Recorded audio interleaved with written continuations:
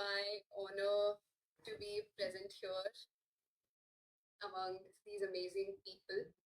And I'll be sharing my views on the topic how Sanskrit can be beneficial in the modern day speech therapy with us. And I hope my presentation is visible. It is, yes, it is visible.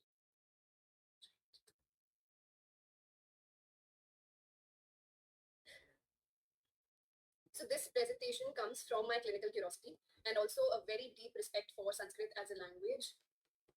And it's truly an honor for me to be here in presenting in front of amazing Sanskrit scholars and respected professors.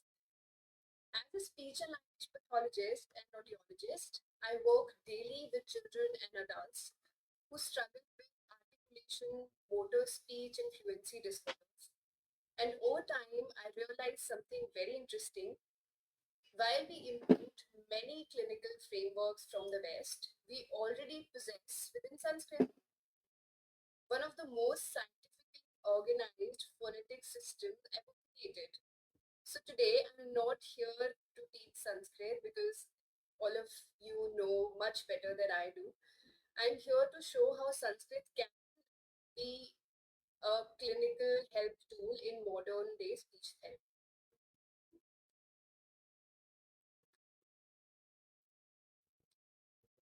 Starting with why do we have the urge to explore Sanskrit in terms of speech therapy? In therapy, there are articulation disorders which are rarely about intelligence or effort.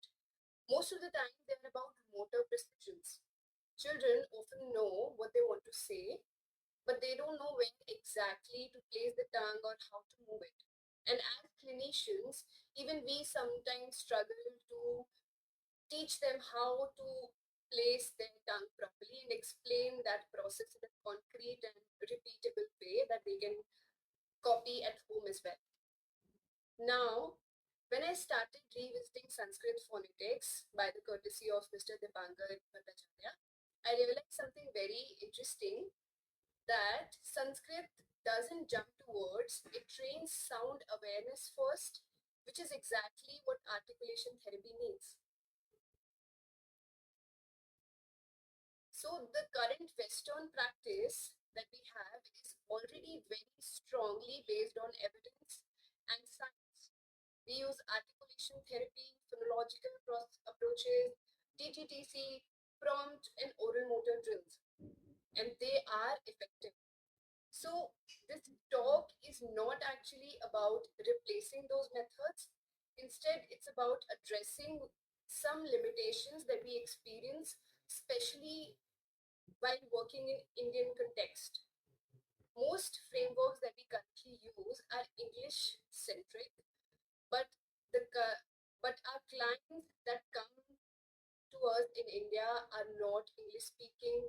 Their tongue is not English as their mother tongue. They speak Hindi, Sanskrit derived languages like Marathi, Punjabi, Gujarati, and their phonetic systems are different, and it's not trained according to the English system.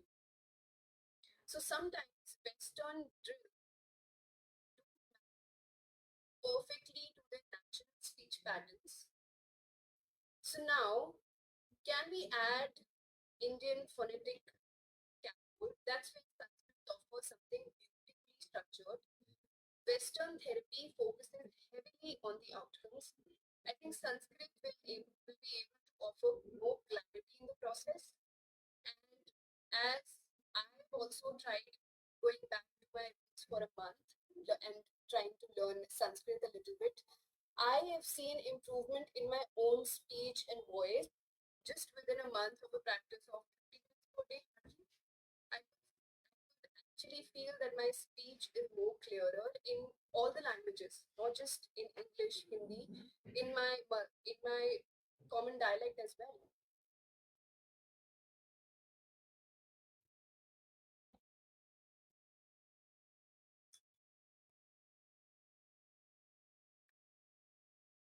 In Indian clinical settings, we often work with multilingual clients. English is not their first language when it comes to going for therapies and addressing patients. So this can also slow journalization when you don't have English as your first language, when you can't use it outside properly, then they will not be able to get journalized. And there are some kids who get confused of what they have learned in the therapy and how they are going to use it in their daily routine. So giving them a familiar phonetic pattern, it will be easier and faster for them to adapt to that kind of phonetic system.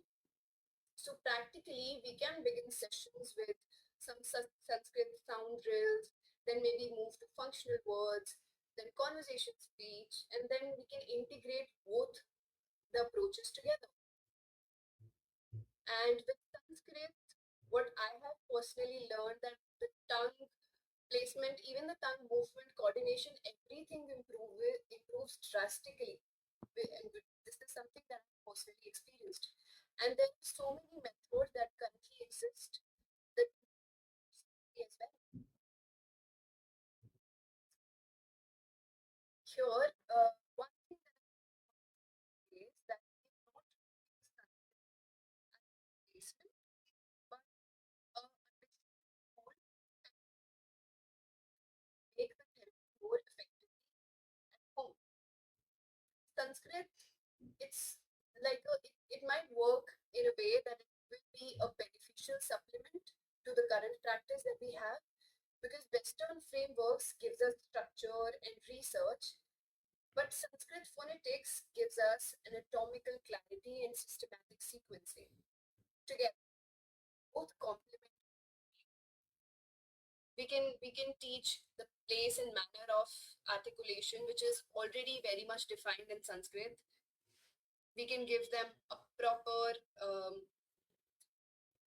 structure to improve their breath control, their fluency, their speech in total.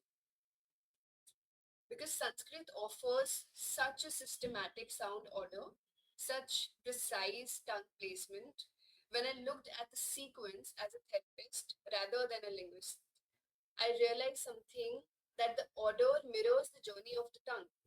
That it starts from the throat, then goes to the palate, then retroflex to dental to lips. It's literally an autonomical progression.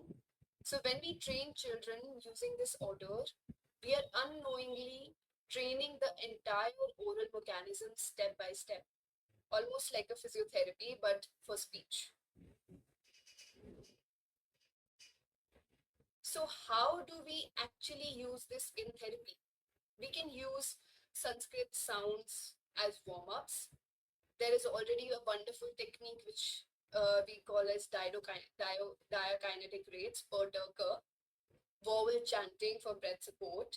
There's also a technique called chant talk that we use for voices, where we ask the client to imitate something which has a rhythmic sequence. It's mostly the shlok that we do. It's mostly the kind of also om chanting. It's very common in speech therapy that we use nowadays. So something that we can fit into the regular sessions, and most importantly, the assessment as well. For therapy outcomes, we observe better precision, improved sequencing, strong breath control, improved rhythm, and clearer prosody. Interestingly, chanting, something traditionally used for memorization, works neurologically like placed speech therapy. So, what was historically spiritual and educational becomes rehabilitative in a clinical context.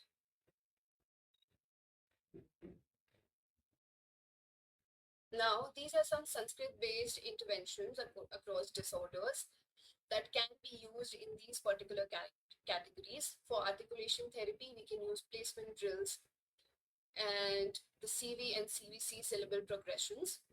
For motor disorders, per Tucker repetitions, which is very commonly used, which is effective for apraxia, dysarthria, and cluttering interventions. Breath and voice control, which can be done through sustained vowels, om chanting, controlled breathing. For fluency and prosody, we can do rhythmic training, syllable timed chanting, controlled pacing, and prolongation. And it actually benefits not just one, but a lot of disorders combined. Now, these are some examples that I personally encountered during my clinical practice. I would like to elaborate on one clinical case that we did with the articulation success. There was a 5-year-old girl who were having a moderate articulation disorder, and after getting in touch with Mr. Dipankar Bhattacharya, we tried to have some Sanskrit integration in the therapy as well, just as an observation what it might do. And as a result, I could see that 5-year-old, she took therapy for me 5 days in a week for half an hour. And after a month, I could see that she has so much confidence. Her breath improved. She also had weak nasal breathing because of adenoids. And the adenoid size reduced significantly after using some shloks and chanting during the therapy sessions. Also, we tried using specific structured CV drills that Mr. Dipankar helped me with, and it worked wonderfully with that child. And similarly, I tried to use with a cluttering assessment and then a dysarthria patient as well, and it really worked. It's still in the process, but they worked wonderfully, and I was really impressed. And that is the reason I'm here, and I seriously believe in this topic and seriously believe in the approach that it can build and help modern day clinical practices in such a beautiful way. From neuroscience point of view, repetition strengthens neural pathways. Structured sequencing improves motor planning. Clear phonemes enhance sensory feedback. Breath regulation supports voice control. So modern motor learning theory actually validates that Sanskrit phonetics has embodied it for centuries. And in a way, it is not just catering to the phonetic science or modern day speech therapy, but it also is working in so many domains and improving so many other things which might not pay attention to nowadays. And these are the key research that I found. And one of the main name that I came across was of Professor Sampadananda Mishra, and I was very delighted to get to know and read about his research, and I hope he'll be able to give you more information about that. But as a part of establishing the academic and clinical reference to this approach, first, Savitri in 1987 explored how ancient Indian phonetic descriptions contained insights into speech structure and disorders. Then, respectable Professor Sampananda Mishra has specifically discussed how Sanskrit's phonetics organization can inform modern day speech and language pathology. There's also work using Sanskrit's structured sound set to evaluate speech in cleft palate cases, showing how systematic phonemes help clinical assessment. In modern motor speech research, sequencing like per Turker, which are the core to Sanskrit drills, have been used to derive motor markers in neurological condition. And finally, research on rhythmic phonetic training supports the idea that rhythm and structure drills enhance speech skill development. Together, these studies support the idea that a traditional phonetic system like Sanskrit can have a real reference in clinical speech therapy. I hope I was able to deliver a little bit of information from my side. I know everybody here might know Sanskrit more than me. I am just here to bring in a perspective as a speech and language pathologist. Yeah, so thank you, Dipankar, for initiating this lecture series. And Komal, uh, you did a very good introduction to what you have been doing and linking it to the Sanskrit tradition. See, it's all started with me long back in the year 1995 when I started writing and preparing the materials for my book, The Wonder That is Sanskrit. So from 95 till 2001, that was my data collection and research. The whole purpose was how to make Sanskrit more interesting and show its relevance in many fields. So there I had to design chapters very carefully. So while designing the second chapter, which is the beauty of Sanskrit grammar, so there I introduced, like, say there is a language, and if we need to identify the fundamental phonemes of a language, and after identifying how to formulate an alphabet, so systematically, scientifically, logically, so then it serves much, like many purposes. So if you look at the alphabet of many languages and then compare it with Sanskrit Varnamala, so Sanskrit Varnamala will stand always at the, top rank, because it answers to all kinds of questions with regard to articulation. And go back to the ancient Indian phonetic texts. I don't think any country, any civilization has produced texts, so many texts called Shiksha Shastras, or if you go even earlier, the Pratishakyas. You don't find in any country, any civilization, so many texts just dealing with how to perfect our speech.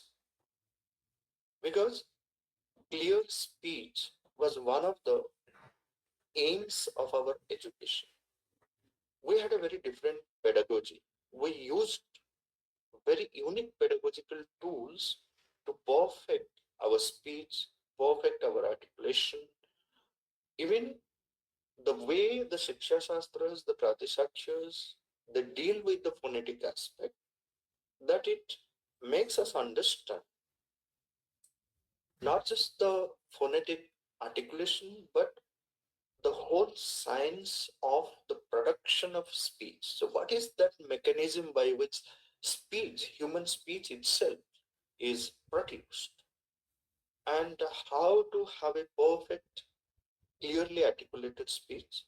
And if you look at the Shiksha Shastra, every Shiksha Shastra deals with what are the defects of articulation, defects of speech.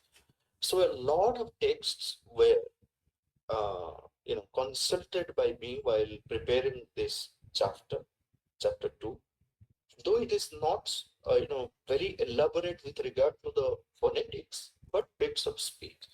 So a lot of texts were consulted by me while preparing this chapter 2, though it is not very elaborate with regard to the phonetics, but whatever can help understand a common man or a student or someone who is interested to uh, know or at least have a deeper understanding, like why should I or someone learn Sanskrit? So what is the relevance of it? So the Varnamala itself is a very, very strong response to such questions.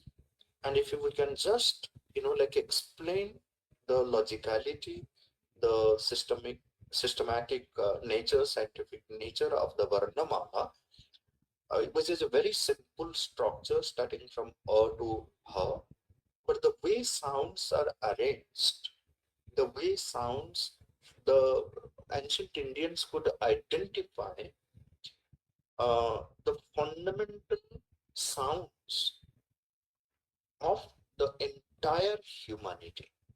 See, starting from A to H, these are not just Sanskrit phonemes. These are the fundamental sounds of the humanity. So, why fundamental sounds of humanity? I will give you certain examples and show you that there are, the processes by which a particular sound or pure consonant is articulated from a particular place of pronunciation, or by putting a particular internal or external effort. So all that is involved in the articulation of the speech, the sthana, the prayatna, the karana. So when we concentrate on that, we will see that what a great observation and what kind of mind our ancient seers and sages possessed, and what keen, very meticulous observation of the sound production. But, so now, just let's look at. So that was my engagement. So when the book was published in 2002, so it became very popular among the people, and then there was this Kalpesh Gaziwalaji, so whose article is available on the Cleft Palate. So after we got together with each other, so he wrote that article. So when a plastic surgeon is dealing with, and especially dealing with the cleft palate patient, so before the surgery, there has to be a pre-surgical evaluation of the speech pattern of the patient, and there will be a post-surgical evaluation of the speech pattern. And the plastic surgeons are dependent on the speech therapists, pathologists in that evaluation. And most of the speech therapists, like if you see the speech therapy program, so my interaction with some of the speech therapists and speech pathologists, so see, they follow this model called IPA model, International Phonetic Alphabet model, which uh, is extremely difficult even for the speech therapists or anyone to memorize, to remember. Although one has to follow that model. But here, so I presented it to Kalpesh Gaziwalaji. I said that, look, IPA, keep on one side the IPA format, and then keep on another side the Sanskrit Varnamala format. Once you understand the logicality of it, the arrangement of sounds, it is so simple to remember, and it is so logical, so systematic, so scientific in its nature that it helps us understand like how to utilize, not just for speech therapy purpose, but for many purposes. That's why sometimes I say that one can spend one's own entire life just studying the Varnamala. That's all, or to her. There are so many things to learn about it. I say it with conviction that entire lifetime is not enough just to understand the Varnamala. So, you see, in the Varnamala, let me deal a little bit with Varnamala. But before that, my conversation with Kalpesh Gaziwalaji, so he was amazed to see this. One that is Sanskrit, of course, in his article also, like he has given reference to this book of mine. But it all happened in my office in Pondicherry. We all sat down. I explained it to him, showed him the whole map of Varnamala on the computer. And he said, like, but it's so simple, so systematic, that why are we not using it? And it's so easy.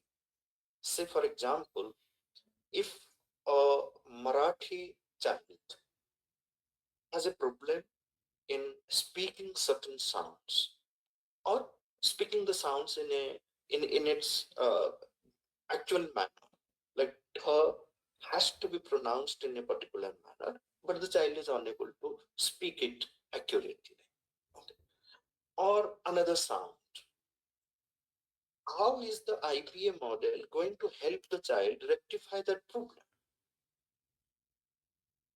So for the Indian children suffering from any kind of inorganic speech-related disorders or disabilities, the IPA model is not going to work. And some kinds of, like what Komal explained about the various drills and other things.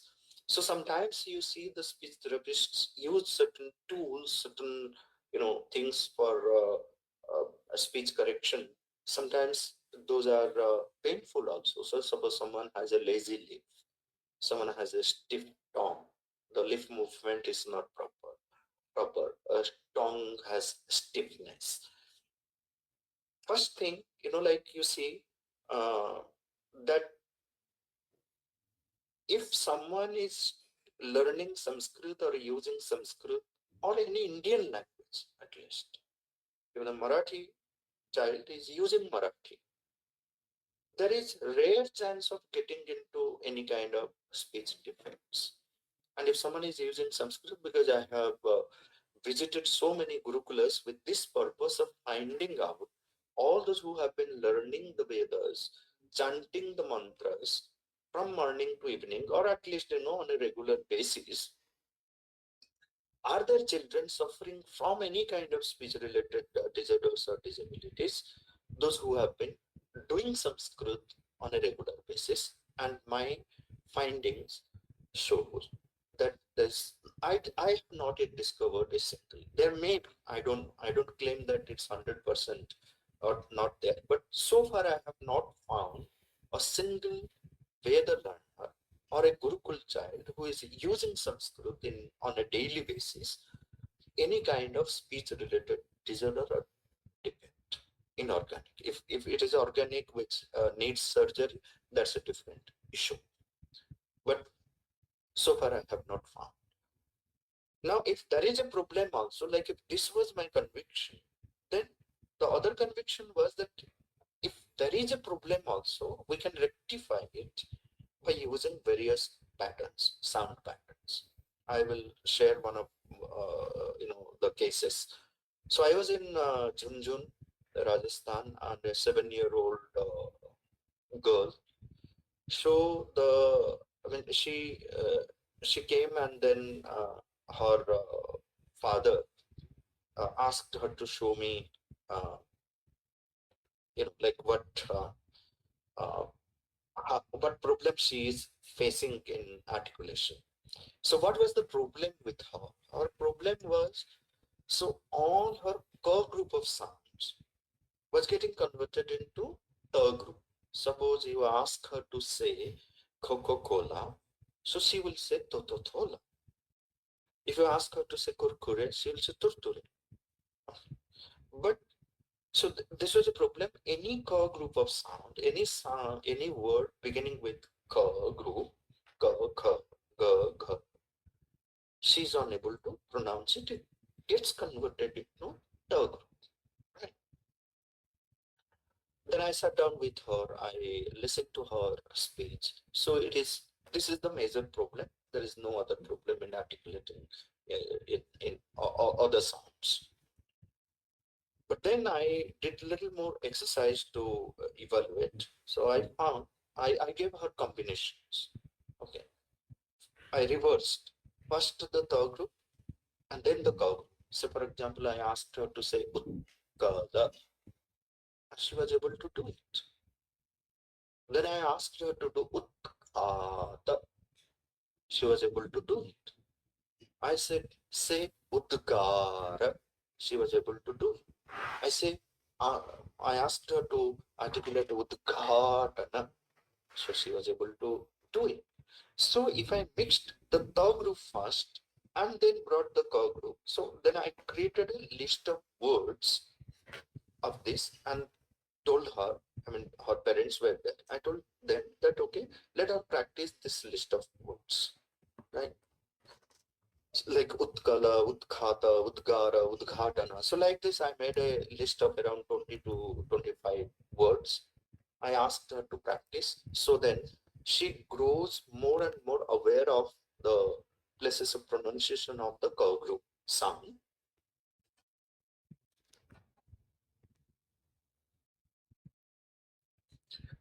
Then one more thing, like which we always give emphasis, and most of the speech pathologists also will say that rhythm plays a very, very important role. Okay. And if you look at the pre-colonial, what you call the language teaching or our pedagogy, so rhythm, poetry, music, melody, that was very, very important in our pedagogy. So which was like prose writing. See, in Sanskrit they say Sanskrit is 100% poetic language, you could say. And it is said that if someone was capable of writing in prose, was considered to be the greatest among the poets.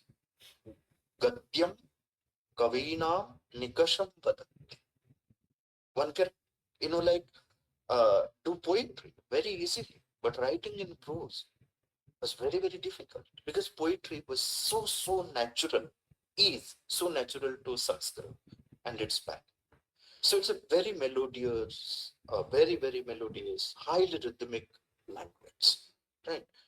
And that helped. That is why you find very minimum reference in Sanskrit literature with regard to speech defects. If something which doesn't exist, you will not find a word for that. Very minimum words that you will find. So in my article on speech language pathology and Sanskrit, so I have given the list of the speech defects which existed, like Mainminya, Gadgada, and Kantha, Rudha. So like this, some of these things which were which are given, which are available in some of the texts. So now what happens when you bring the melody, the rhythm, the chandas, the metrically composed poems? So there also, because of, again, like I'm coming to, like, this is what you find the structure of the language alphabet in my book, chapter 2. Chapter 3, I drafted again very carefully to bring out amazing, interesting creations which exist in Sanskrit. So there, whatever collections I had hundreds of collection of verses, which I have used some of the interesting verses in chapter 3. But the collection remains with me, huge collection. So in that collection, how I have grouped this sound, these verses, like verses written using only the first group of sounds, second group of sounds, third group of sounds. You will not find any other sounds in those verses. So for that girl in Rajasthan, to strengthen her velar aspect, the guttural sounds, where from ka, kha, ga, gha, nga are articulated. So I used a verse which has only the guttural sounds, velar sounds, right? So a, ka, kha, ga, gha, nga, ha, and visarga. Okay. So now visarga is not used there, but these sounds, ka group sounds are there. So what was the verse? The verse was aga gang gang ga ka ka ka ka ha ka ga ga ka ha ka aha hang ka ka ga ka ga ka ka ga ka ka ga ka. So in this verse, all the sounds which are there, so they are produced from the first position, the sthana, kanthya sthana. Okay, they are kanthasthana, they are called the kanthya varnas. Okay, so you will not find any other varna in this verse. And the child was able to recite this verse. I said one line, she repeated after me. There was no problem because it was in poetic pattern. It was in a rhythmic pattern. She could sing it.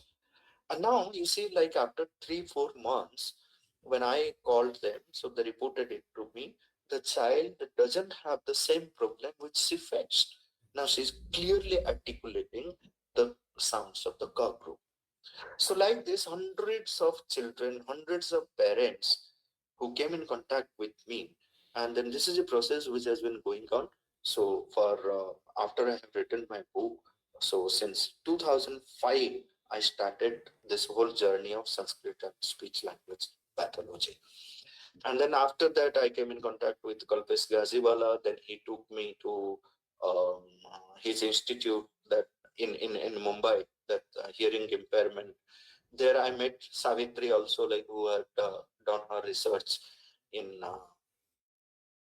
what do you call on the Sanskrit and speech pathology, the textual, the literature review kind of thing.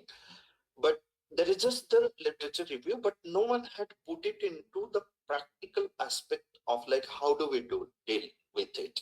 So I brought it to the practical domain of speech evaluation in the surgery and then speech correction program. So then after that, I took up this project from the Ministry of Education, which we have completed on speech, language pathology and Sanskrit, which has got a lot of potential.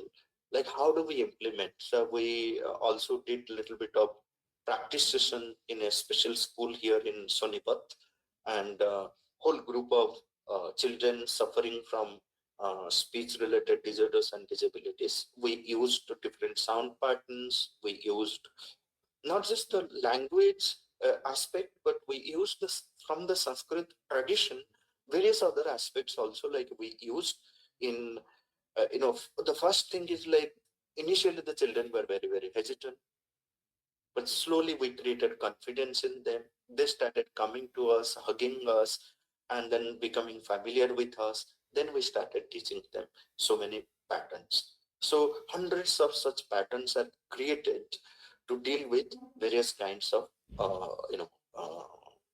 disabilities or defects, speech defects. Now, how does it work? And then how Sanskrit Varnamala is an extremely systematic and scientific in its nature. And then how our ancient seers and sages have explained us in a clear, systematic language that the mechanism of the speech production and the defects and the gunas of the doshas and gunas of speech production, and then how do we rectify the doshas using the gunas. Okay, so that's how you find a lot of potential in the language itself in addressing to this issue, which is uh, like growing like anything in the present time. If you look at the data, so every year this problem is increasing. And believe me, most of the therapists who are dealing with it, and then Komal will agree with me because he's into the therapy, practically dealing with the children, and then she has gone through the whole, speech therapy courses, or she's qualified in that domain. So most of the processes by which the therapy things which children are asked to go through, so it really doesn't address to the problem. And the parents are not getting the right kind of result even after spending so much of time, money, and energy. And then I have seen that most of the parents, after spending 2 to 3 years with speech therapists, come to me, and then they find the model which we have created and the exercises we do to rectify the problems.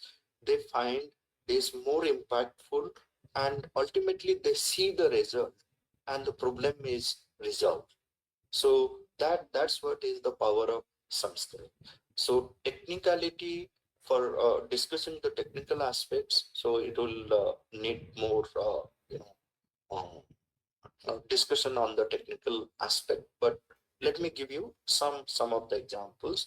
So breath is one important aspect which needs to be uh, dealt with.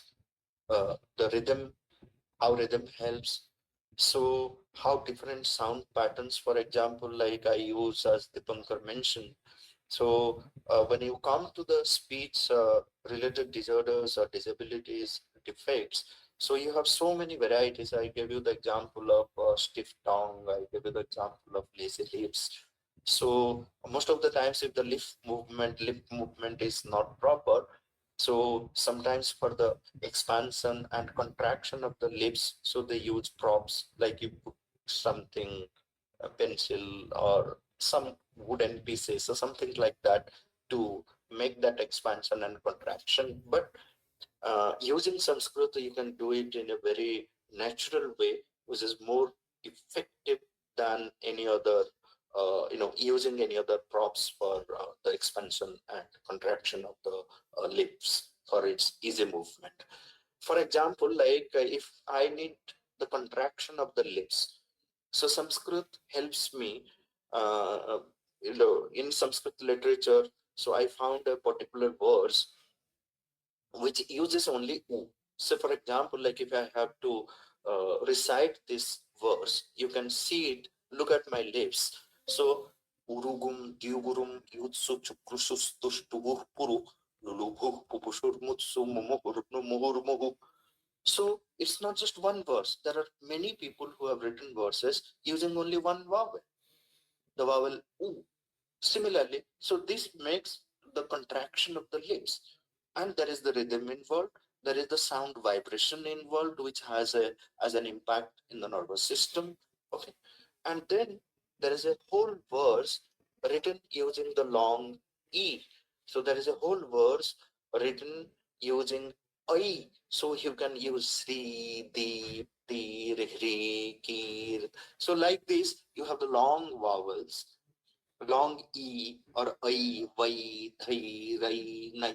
So using I, so if like alternatively recite one verse on I, one verse on U, then you see the contraction and expansion of the lips, how it happens.